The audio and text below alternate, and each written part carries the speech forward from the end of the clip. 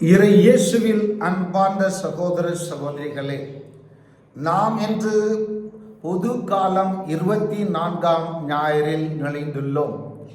இன்றைய தினம் நமது தாயாம் திருச்சபை திருச்சிலுவையின் மகிமையின் திருவிழாவை கொண்டாடுகின்றது. இந்த திருவிழாவை பற்றி 4 முக்கிய செய்திகள் இருக்கின்றது. இதில் ஆங்கிலத்தில் சொல்ல வேண்டும் என்றால், முதலாக the lifting of the cross on Calvary, that fateful Friday, had involved much suffering and shame. அதாவது இது இயேசுவை அந்த பெரிய வெள்ளி அன்று இயேசுவை சிலுவையில் அறைந்த அந்த நிகழ்ச்சியை நமக்கு ஞாபகப்படுத்துகின்றது.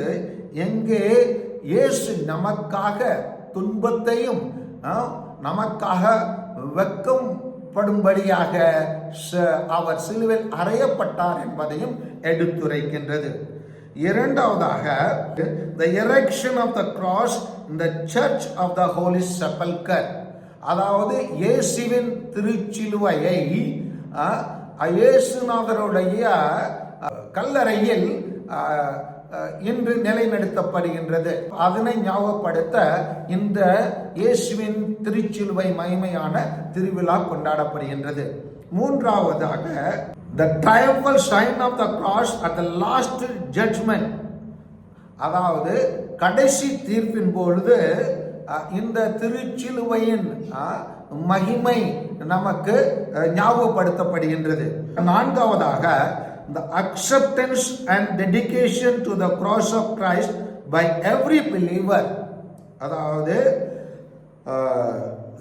திருச்சிலுவையை நாம் ஏற்றுக்கொள்கின்றோம். அதனை நாம் அதனுடைய சமர்ப்பணத்தையும் அர்ப்பணத்தையும் ஒவ்வொரு கிறிஸ்தவர்களும் இதனை ஏற்றுக்கொள்கின்றார்கள். பல சபைகள் சிறுபங்கள் வேண்டாம் என்று சொல்லலாம், ஆனால் சிலுவை யாரும் வேண்டாம் என்று சொல்ல மாட்டார்கள். ஒவ்வொரு கிறிஸ்தவர்களுக்கும் அடையாளம் சிலுவை தான்.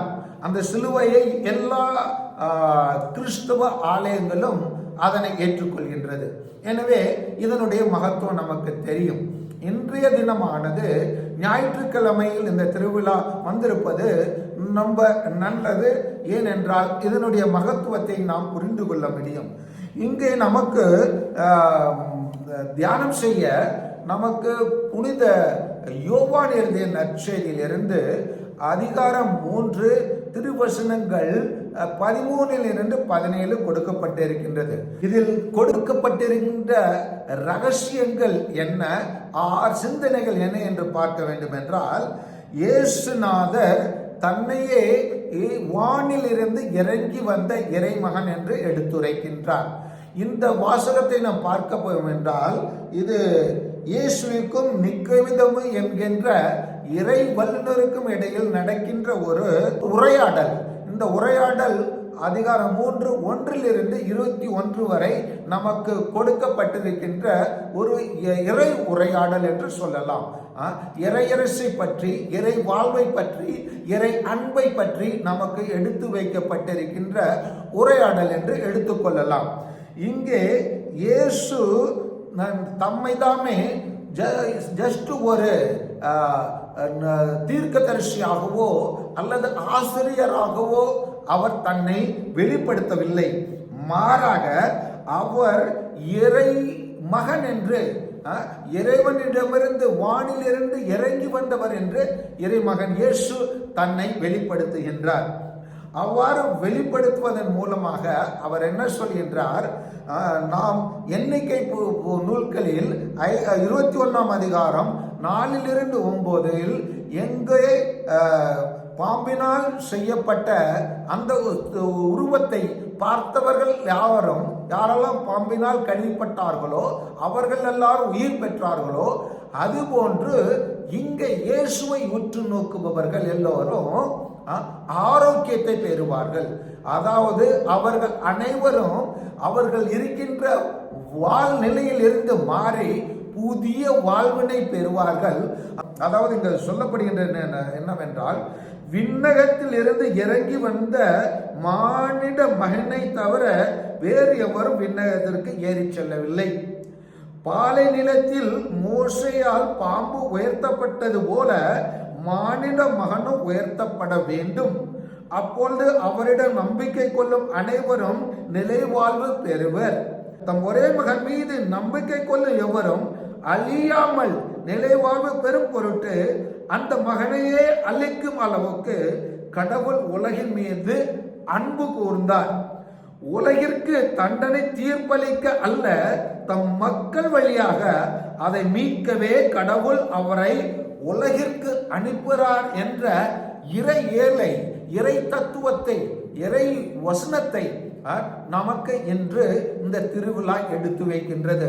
இதில் அடங்கியுள்ள பல கருத்துக்களை நாம் பார்த்தோம் என்றால், இந்த திருவிழாவின் மகிமை என்னவென்றால் 3:16 யோவான் நற்செய்தியில் சொல்லப்படுவதுதான் நமக்கு மிக முக்கியமானது. அதாவது இறைவன் எந்த அளவுக்கு நாம் ஒவ்வொருவரையும் அன்பு செய்கின்றார் என்றால், தம் ஒரே மகன் மீது நம்பிக்கை கொள்ளும் எவரும் அழியாமல் நிலைவாழ்வு பெறும் பொருட்டு தன் மகனையே அழிக்கும் அளவுக்கு, அதாவது நம் அனைவரையும் மீட்பதற்காக கடன் கொடுக்கின்றேன் என்று சொல்லவில்லை, பணம் கொடுக்கின்றேன் என்று சொல்லவில்லை, உலகில் சில ஒரு சிறிய பகுதியை கொடுக்கின்றேன் என்று சொல்லவில்லை, நல்ல நிலத்தை கொடுக்கின்றேன் என்று சொல்லவில்லை, நல்ல அறிவை கொடுக்கின்றேன் என்று சொல்லவில்லை, நல்ல வாய்ப்பை கொடுக்கின்றேன் என்று சொல்லவில்லை, வெளிநாடுக்கு போகின்ற வாய்ப்பை தருகின்றேன், நல்ல இடங்களை பார்ப்பதற்கான வாய்ப்புகளை தருகின்றேன், நல்ல வீடுகளை தருகின்றேன், நல்ல வசதிகளை தருகின்றேன் என்று சொல்லவில்லை. மாறாக இறைவன் என்ன சொல்கின்றார்? தன் ஒரே மகனை, உலகின் மீது அன்பு கொண்ட காரணத்தினால் தன் ஒரே மகனை இறைவன் நமக்கு தருவதற்காக ஒரு பெரிய செயல்பாட்டை வெளிப்படுத்துகின்றார். அந்த செயல்பாடு என்ன? இறைமகன் இயேசு சாதாரணமாக ஒரு ராஜாவாகவோ, ஒரு ராணியாகவோ, ஒரு பிரதான் மந்திரியாகவோ, ஒரு ஜனாதிபதியாகவோ வாழ்ந்துவிட்டு போவார் என்று சொல்லவில்லை.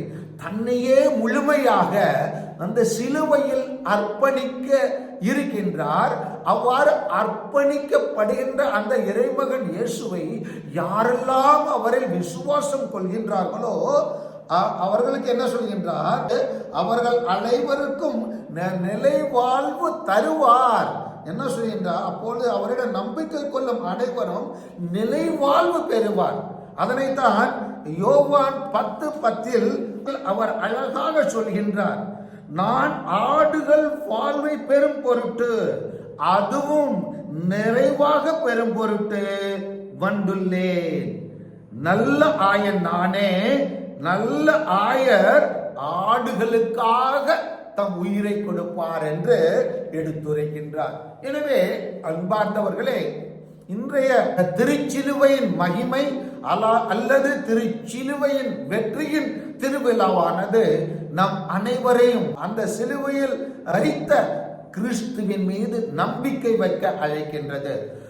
நம்பிக்கை வைக்க அழைக்கின்றது என்றால் எவ்வாறு என்றால், நாம் எவ்வாறு புனித வெள்ளி என்று சொல்கின்றோமோ, இதோ தொங்குகின்றது உலகத்தின் ரட்சணியம், வாருங்கள் இதனை ஆராதனை செய்வோம் என்று நாம் சொல்கின்றோம் என்றால் ஏன் சொல்லுகின்றோம்? உலகத்தின் ரட்சணியம் இதில் உண்மையாக நமக்காக தொங்கியது, நமக்காக அவமானப்பட்டது, நமக்காக துன்பங்கள் பட்டது, நமக்காக வேதனைப்பட்டது, நமக்காக தன்னிடம் இருந்த ஒரு துளி இரத்தத்தையும் ஒரு துளி தண்ணீரையும் நமக்காக கடைசியில் ஒப்படைத்தது. இதுதான் கிறிஸ்தவம், இதுதான் கிறிஸ்தவ வாழ்க்கை.